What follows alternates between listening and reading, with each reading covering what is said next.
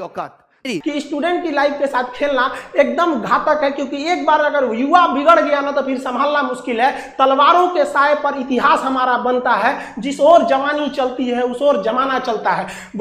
आप सबको पता है कि युवाओं के साथ कितना बुरा किया जा रहा है। वो अपनी मन की भड़ास कहां निकाले, उन सबकी मन की भड़ास मैं निकालूंगा। आज हम दिखाएंगे तुम्हें तुम्हारी औकात। मेरे प्यारे दोस्त, आपके साथ धोखा हुआ है। और धोखा क्या कि ये सरकार निकम्मी है, निकम्मी है। और जितने भी सरकार के लोग इस वीडियो को देख रहे हैं, मैं साफ साफ और सीधे शब्दों में कहना चाहता हूं कि तुम्हारी सरकार निकम्मी है, निकम्मी है। ये लिख रहा है सुसाइड करने का मन करता है। शर्म नहीं आती थोड़ी सी भी?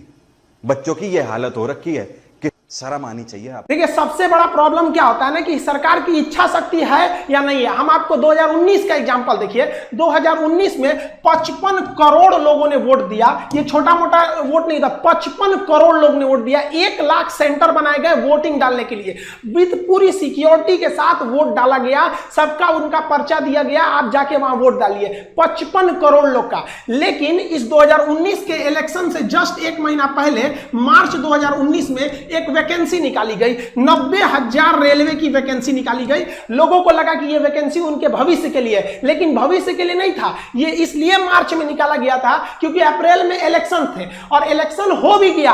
55 करोड़ लोग वोट भी दिए। अप्रैल में इलेक्शन चालू हुआ, मई में रिजल्ट आ गया, प्रधानमंत्री लोग बन गए, लोग सांसद बन के घुस गए, लोग संसद भवन के अंदर दिल्ली एकदम बढ़िया से ऐश से जी रहे हैं।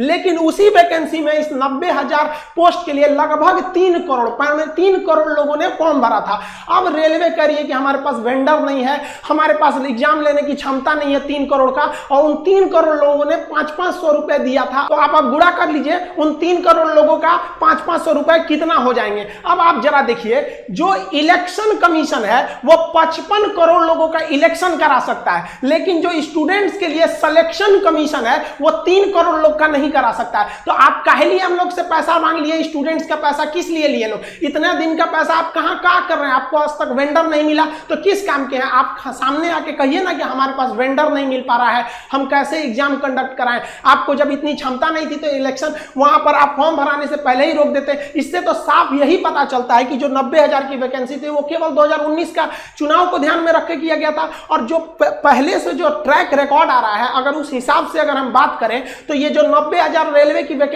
एकदम मोटिवेशन गिर गया है। सर रिवीजन भी करने का मन नहीं करता है, ये सोच के कि एग्जाम होगा भी नहीं होगा। 2018 की सीजन की बात करते हैं। नोटिफिकेशन आया मई में 2018 में, मई 2018 में आया। बच्चे ने जनवरी 2018 से तैयारी शुरू किया होगा कम से भी कम। ऑनलाइन एग्जाम जो एप्लीकेशन है वो 5 मई से भरा गया। प्रीलिम का पेपर हो गया, मेंस का पेपर हो गया 11 सितंबर 2019 को। बहुत बढ़िया बात है, बच्चे खुश हैं।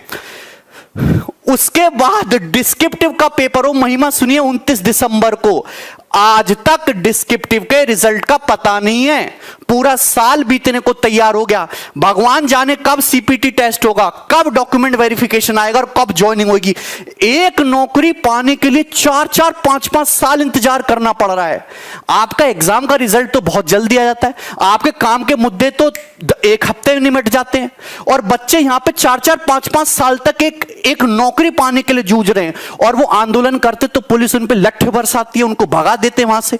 मैं एक और बात दिखाता हूं, आप देखिए railway exam NTPC group D का 1 मार्च 2019 को नोटिफिकेशन आता है। बंपर वैकेंसी आते हैं 90,000 से ज्यादा, लगभग 1 लाख वैकेंसी आती हैं।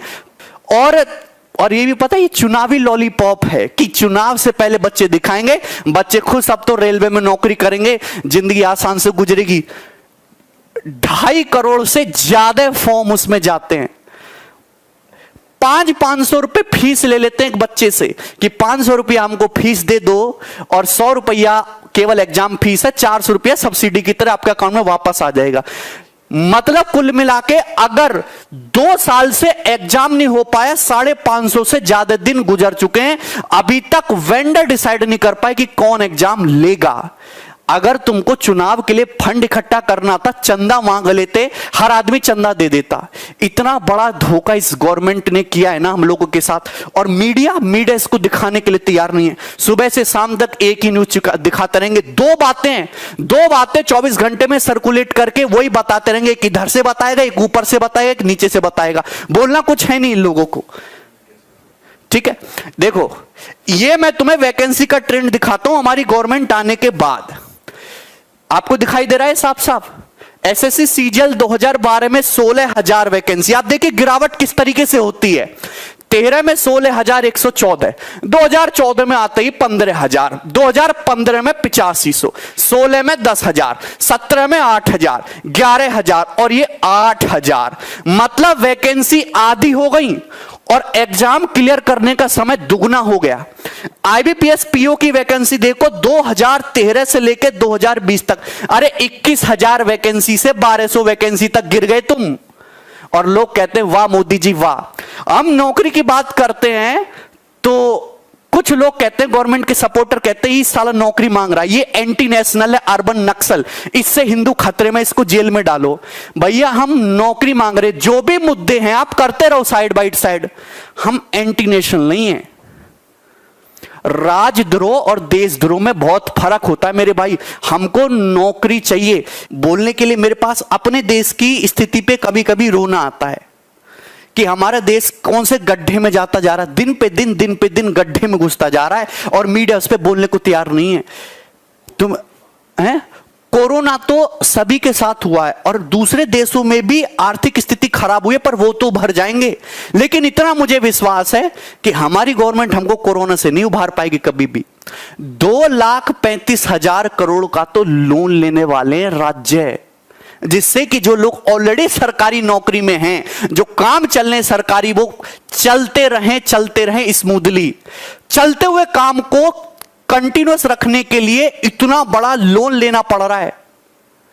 और तुम ये बताओ कि सरकार इतनी बेकार हो चुकी है कि वो कैसे नए लोगों को रिक्रूट करेगी और कैसे उन पे इन्वेस्ट करेगी, कैसे उनको ट्रेनिंग करा के उनको काबिल बना के तब तनख्वाह देगी। उसमें तो सरकार का इन्वेस्टमेंट जाएगा। आप जेईई नीट का पेपर तो बड़ा अच्छा करा ले रहे हो हैं, क्योंकि उससे गवर्नमेंट को प्रॉफिट होता है।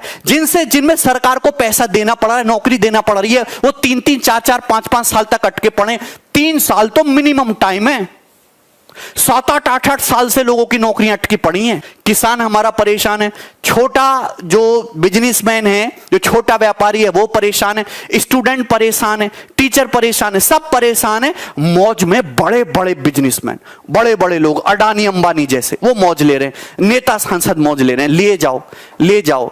अभी यमराज जब तुमको पकौड़े तलेगा ना तुम्हारे नरक में, जब तुम्हें पता चलेगा, देखना बढ़िया कढ़ाई बनवाई होगी तुमको तलने के लिए। इस वीडियो को मैं यही छोड़ रहा हूं। इच्छा आपकी है, एक साथ अगर 1 करोड़ लोग विद्रोह करेंगे ना डेली ट्विटर पे, आग